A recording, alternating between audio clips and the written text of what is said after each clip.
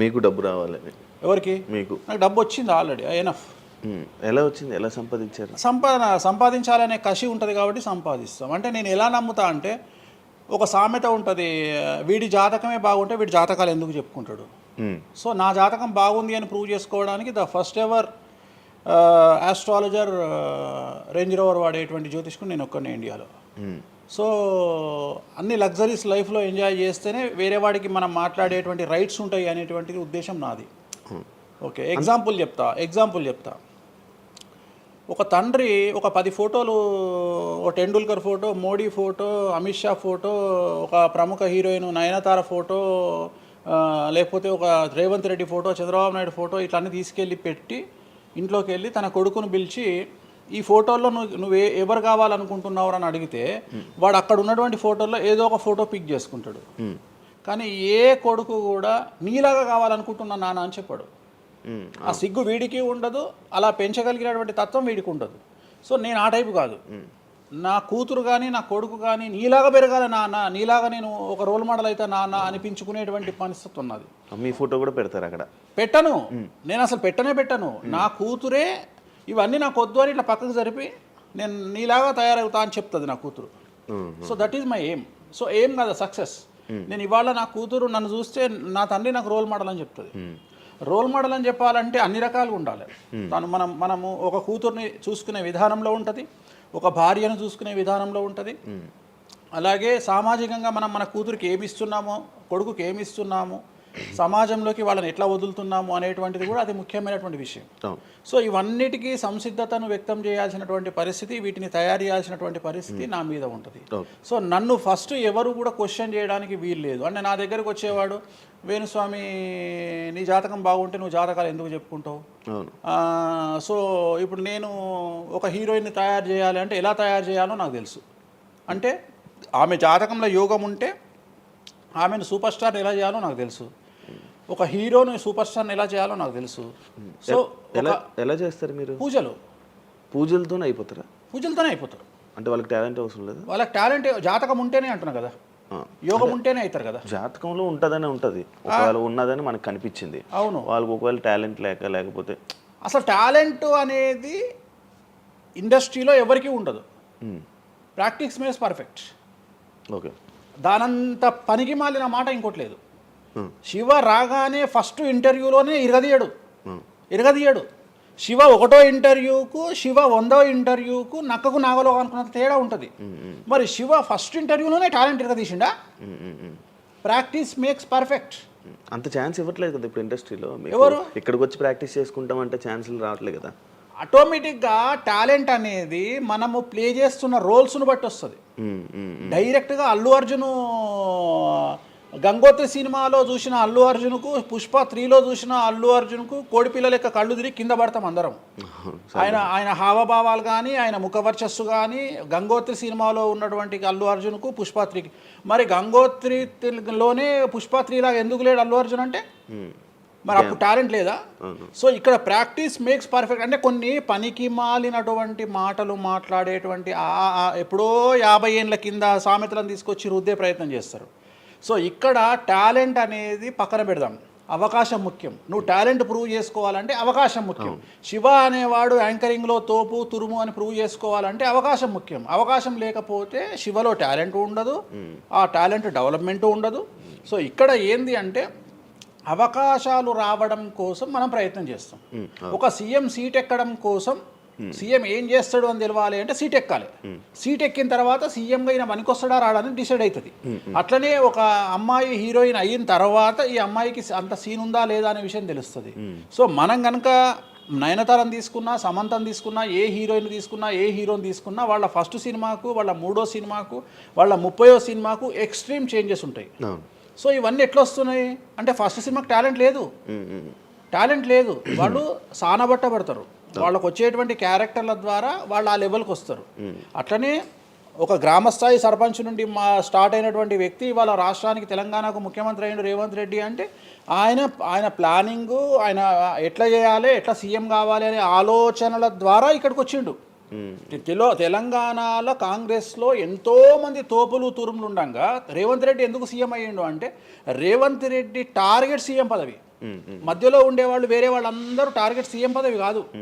కానీ రేవంత్ రెడ్డి మాత్రమే అన్ని కష్టాలు పడ్డాడు, రేవంత్ రెడ్డి మాత్రమే సీఎం టార్గెట్ చేసుకొని వాళ్ళ పదవి వచ్చింది. సో ఇది ప్రాక్టీస్ మేక్స్ పర్ఫెక్ట్.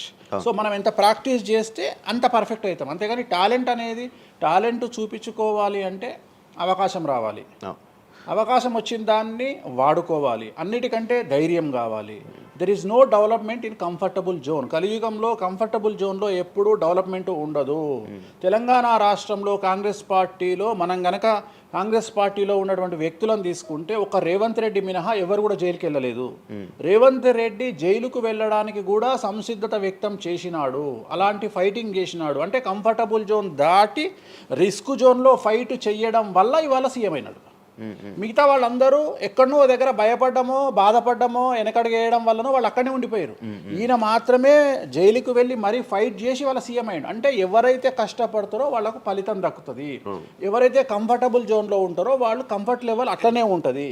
సో సమాజంలో మనం బయటికి వచ్చి ఫైట్ చేసి అన్నిటినీ ఎదుర్కొని 10 మందితో దొబ్బులు తిని సోషల్ మీడియాలో దొబ్బించుకొని కింద కామెంట్లు పెట్టించుకొని బండనాయదవా దొంగనాయదవా అని కామెంట్లు పెట్టించుకొని సో ఇవన్నీ ఓవర్కమ్ అయ్యి సమాజాన్ని అర్థం చేసుకొని ఓహో వీళ్ళంతా పనికి మాలిన వెధవలు కామెంట్ల రూపంలోనే ఉంటారు అని మనం ఫైట్ చేస్తూ ముందుకు వెళ్తేనే మనకు లైఫ్ దొరుకుతుంది. ఇప్పుడు రేవంత్ రెడ్డి గారి గురించి మాట్లాడారు కాబట్టి ప్రజెంట్ జనాల్లోని నెగిటివిటీ నేను ప్రిడిక్షన్స్ని కానీ వేరే వాటిని చెప్పట్లా. నేను ఒక మంచి విషయాన్ని తీసుకొని మాత్రమే చెప్తా ఉన్నాను. నేను మంచి విషయాన్ని మాత్రమే తీసుకొని చెప్పాను.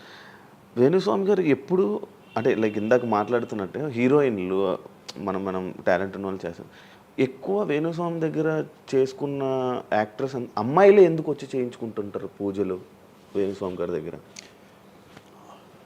ఒక రాజు కావాలంటే రాజ్యం కావాలి, ఒక రాణి కావాలంటే రాజు ఉంటే సరిపోతుంది. అర్థం కాలేదా? ఒక వ్యక్తి రాజు కావాలంటే రాజ్యాన్ని సంపాదించాలి. రాజ్యాన్ని సంపాదించాలంటే సగం జీవితం సంక నాకిపోతుంది ఒక వ్యక్తికి. అంటే శివ అనే వ్యక్తి ఒక 100 కోట్ల రూపాయలు సంపాదించాలంటే సగం జీవితం సంక నాకిపోతుంది. అవును, రైట్. కానీ శివను పెళ్లి చేసుకోవడానికి ఒక అమ్మాయికి మ్యాక్సిమం 10 మినిట్స్ చాలు. ఎస్, అంటే శివ నచ్చితే చాలు, శివకు అమ్మాయి నచ్చితే చాలు, పని అయిపోయింది. అంటే 10 నిమిషాల్లో ఆ అమ్మాయి 100 కోట్ల వారసురాలు అయిపోయింది. అలాగే 100 కోట్ల అధిపతి కూడా తనకు దక్కిండు. సో అమ్మాయిల డెవలప్మెంట్ అనేది ఎక్స్ట్రీమ్గా ఉంటుంది. ఉదాహరణ, ఒక ఇంటర్వ్యూకు 10 మంది అమ్మాయిలు 3 అబ్బాయిలు వస్తే ఈ 10 మంది అమ్మాయిల ఇంటర్వ్యూలు అయిపోయినాక వీళ్ళు సెలెక్ట్ కాకపోతే వాడి అదృష్టం మహాసుడిగా ఉంటే వాడు వస్తాడు సీన్లోకి. అంతే తప్ప 99% వీడు ఇక్కడనే కథం అయిపోతారు అమ్మాయిల దగ్గరనే, వాడికి అంత అవకాశం ఉండదు. సో కలియుగం అనేది 2002 తర్వాత షిఫ్ట్ అయింది. ఒకప్పుడు ఆడవాళ్ళకి అవకాశాలు తక్కువ, మగవాళ్ళకి ఎక్కువ. ఇప్పుడు టోటల్ రివర్స్ అయింది. ఏంటంటే 95% అవకాశాలు అమ్మాయిలకే ఉంటాయి, ఒక 5% మాత్రమే అబ్బాయిలకు ఉంటాయి. అందుకే అబ్బాయిలందరూ ఇప్పుడు అమ్మాయిలా మారిపోతున్నారు అంటారా? బెస్ట్ కదా. ఇప్పుడు మొత్తం జెండర్ అంతా మారిపోయింది. కారణం ఏంటంటే అమ్మాయిలకు ఉండేటువంటి వెసులుబాటు అబ్బాయిలకు ఉండదు.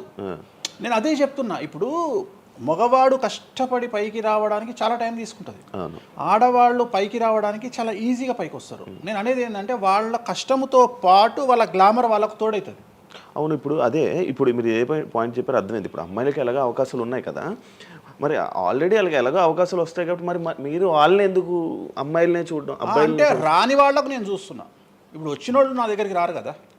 ఇప్పుడు కరోనా వస్తేనే హాస్పిటల్కి పోతాడు, కానీ కరోనా రాకముందే పండుకోడు కదా హాస్పిటల్. సో అట్లనే వేణుస్వామితో పని ఉంటేనే వస్తారు. రెండవది, అమ్మాయిలకు ఉండే వెసులుబాటు ఏంటంటే అబ్బాయిలు కూడా చేసుకుంటారు నా దగ్గర, కానీ అబ్బాయిల డెవలప్మెంట్ అనేది చాలా తక్కువగా ఉంటుంది. ఉదాహరణ, నా దగ్గరికి వచ్చే అమ్మాయిలు ఓన్లీ సినిమా కోసం రారు. చాలామందికి తెలియదు ఈ విషయం. అంటే చాలామంది ఏమనుకుంటారంటే వేణుస్వామి దగ్గరికి వచ్చే అమ్మాయిలు సినిమా కోసమే వస్తారు, రారు. నా దగ్గరికి వచ్చే అమ్మాయిలు ఒక రాజకీయ నాయకురాలిగా వక్తగా కావాలని వస్తారు, సో పొలిటీషియన్ కావాలని వస్తారు, అన్నిటికంటే ఎంటర్ప్రెన్యూర్ కావాలని వస్తారు, ఒక బోటికో లేకపోతే ఒక గోల్డ్ షాపో ఏదో పెట్టుకొని బిజినెస్ కోసం వస్తారు. సో నా దగ్గరకు వచ్చేటువంటి వాళ్ళల్లో 10 మందిలో 1-2 సినిమా ఇండస్ట్రీకి సంబంధించిన వాళ్ళు వస్తారు. 8 మంది వేరే వేరే వేరే వేరే వ్యాపారాలకు సంబంధించి చాలా ఉన్నాయి. ఇప్పుడు లైసెనింగ్ చేసేవాళ్ళు ఉన్నారు, చాలామంది తెలియదు. ఇప్పుడు ఢిల్లీలో లైసెనింగ్ చేసేవాళ్ళు 100 మంది అమ్మాయిలు ఉన్నారు నాకు తెలిసిన వాళ్ళు. అంటే పెద్ద పెద్ద కాంట్రాక్ట్లు ఇప్పించేవాళ్ళు, పెద్ద పెద్ద వాళ్ళు. సో అలాంటి వాళ్ళు నా దగ్గరికి ఎక్కువగా వస్తారు.